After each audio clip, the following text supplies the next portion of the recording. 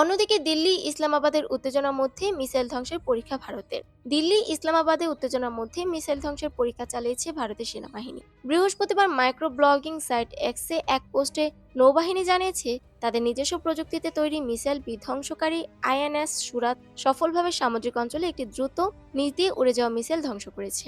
এর মাধ্যমে নিজেদের প্রতিরক্ষা ব্যবস্থায় আরেকটি মাইলস্টোন অর্জিত হয়েছে বলে দাবি করেছে তারা।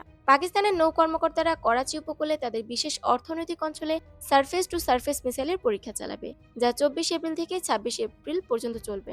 জম্মু কাশ্মীরের পেহেলগামে 26 জনকে গুলি করে হত্যার ঘটনার পর উত্তপ্ত হয়ে উঠেছে ভারত ও পাকিস্তানের সম্পর্ক।